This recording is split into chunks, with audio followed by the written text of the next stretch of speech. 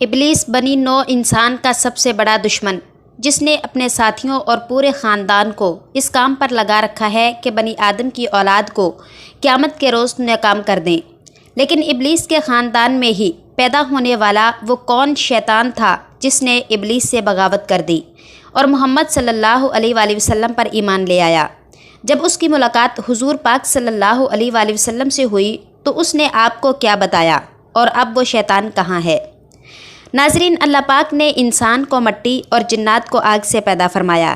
انہی جنوں میں سے ایک جن جس کا نام ابلیس تھا، اس نے آدم علیہ السلام کو سجدہ کرنے سے انکار کیا، جس کے جرم میں اسے بارگاہ خداوندی سے نکال دیا گیا۔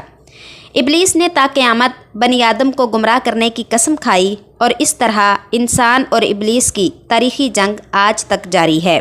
ناظرین، دراصل جنات کی تخلیق آدم علیہ السلام کی تخلیق سے کئی ہزار سال پہلے ہی ہو چکی تھی۔ ابلیس چونکہ قوم جنات کا ایک فرد تھا، اسے بھی اللہ پاک نے انسانوں کی طرح شعور اور نسل بڑھانے کی قوت بخشی تھی۔ بعض شیاطین ایسے تھے کہ جن کو اللہ نے جوڑوں میں پیدا کیا تھا۔ جس طرح انسانوں کی اولاد ہوتی ہے، اسی طرح جنات کے بھی بچے ہوتے ہیں۔ ناظرین، آج کی ویڈیو اسی ابلیس کے پوتے حامہ کی ہے، جس کا ذکر ہمیں بے شمار صحیح احادیث میں ملتا ہے۔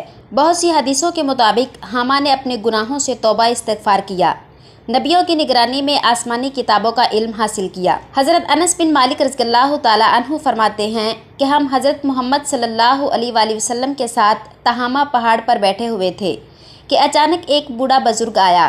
اس نے محمد صلی اللہ علیہ وآلہ وسلم کو سلام پیش کیا۔ اس کی آواز جنوں جیسی تھی۔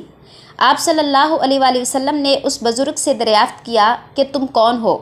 اس نے جواب دیتے ہوئے کہا کہ اے محمد صلی اللہ علیہ وآلہ وسلم، میرا نام حامہ بن ہیم بن لاکیس بن ابلیس ہے۔ اس کے بعد نبی کریم صلی اللہ علیہ وآلہ وسلم نے دریافت کیا کہ تمہاری عمر کتنی ہے؟ حامہ نے بتایا کہ اے اللہ کے رسول، میری عمر اس دنیا سے تھوڑی سی کم ہے۔ جب قابیل نے حابیل کو قتل کیا تھا تو میں اس وقت بچہ تھا، مجھے ساری سمجھ بوجھ تھی، میں لوگوں کی چیزیں اٹھا لیا کرتا تھا، لوگوں کو اچھے کاموں سے برے کاموں کی طرف مائل کرنے کی صلاحیت رکھتا تھا، میں لوگوں کے دلوں میں وسوسے ڈال کر ان کو نیک کاموں سے بھٹکا لیا کرتا تھا۔ آپ صلی اللہ علیہ وآلہ وسلم نے فرمایا کہ تم بہت ہی برے ہو۔ حامہ نے کہا اے اللہ کے رسول، مجھے ایسا نہ کہیں۔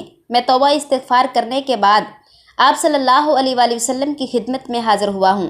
اللہ کے رسول، میں حضرت نوح علیہ السلام سے ملا ہوں۔ میں حضرت نوح علیہ السلام کی مسجد میں رہا کرتا تھا۔ میں حضرت نوح علیہ السلام پر ایمان لانے والوں میں سے تھا۔ میں نے نوح علیہ السلام کو کہا کہ میں ان لوگوں میں سے ہوں جو حابیل بن آدم کے خون میں شریک تھے، کیا اللہ تعالیٰ میری توبہ کو قبول فرمائے گا؟ تو حضرت نوح علیہ السلام نے فرمایا کہ جو علم اللہ نے مجھے عطا فرمایا ہے، اس کے مطابق جو بندہ اللہ تعالیٰ سے سچے دل سے توبہ کرتا ہے، اللہ تعالیٰ اس کی توبہ کو قبول کر لیتا ہے، اس کے سارے گناہ معاف فرما دیتا ہے۔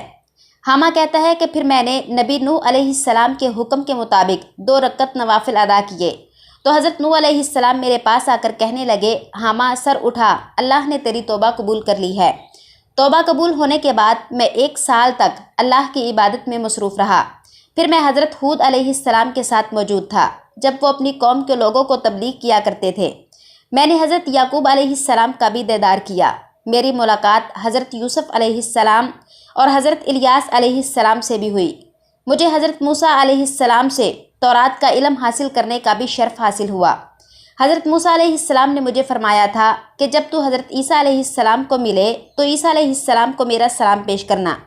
جب میں نے حضرت عیسیٰ علیہ السلام کو موسیٰ علیہ السلام کا سلام پیش کیا تو حضرت عیسیٰ علیہ السلام نے مجھے کہا کہ تم میرا سلام حضرت محمد صلی اللہ علیہ وآلہ وسلم کی بارگاہ میں پیش کرنا۔ حامہ نے کہا کہ میں نے حضرت عیسیٰ علیہ السلام کا سلام آپ صلی اللہ علیہ وآلہ وسلم کو پہنچانے کے لیے آپ صلی اللہ علیہ وآلہ وسلم کی بارگاہ میں پیش ہوا۔ حضور پاک صلی اللہ علیہ وآلہ وسلم نے جب یہ پیغام سنا تو آپ کی آنکھوں میں آنسو آ گئے۔ آپ نے فرمایا، عیسیٰ علیہ السلام پر سلامتی ہو، اور اے حامہ، امانت پہنچانے کی وجہ سے تم پر بھی سلامتی ہو۔ تیری کیا حاجت ہے اے حامہ؟ اس جن نے عرض کیا کہ مجھے حضرت موسیٰ علیہ السلام نے تورات سکھائی تھی اور حضرت عیسیٰ علیہ السلام نے مجھے انجیل سکھائی، بس آپ صلی اللہ علیہ وآلہ وسلم مجھے قرآن سکھا دیجئے۔ چنانچہ حضور پاک صلی اللہ علیہ وآلہ وسلم نے اس جن کو قرآن مجید کی تعلیم فرمائی اور اس کو 10 صورتیں سکھائی، اور فرمایا کہ اے حامہ، جس وقت تمہیں کوئی حاجت ہو تو میرے پاس آ جانا اور ہم سے ملاقات نہ چھوڑنا۔ حضرت انس رضی اللہ تعالیٰ عنہ بیان کرتے ہیں کہ جب حضور صلی اللہ علیہ وآلہ وسلم وفات پا گئے تو پھر ہمیں حامہ کی کوئی خبر نہ رہی کہ وہ زندہ رہا یا مر گیا۔ ناظرین، یہ حدیث حضرت عبداللہ سے بھی روایت کی جاتی ہے۔ اس کے علاوہ امام جلال الدین اپنی کتاب لقط المرجان میں حضرت عائشہ رضی اللہ تعالیٰ عنہا سے بھی روایت بیان کرتے ہیں کہ رسول پاک صلی اللہ علیہ وآلہ وسلم نے فرمایا کہ وہ حامہ ابلیس کا پوتا جنت میں جائے گا۔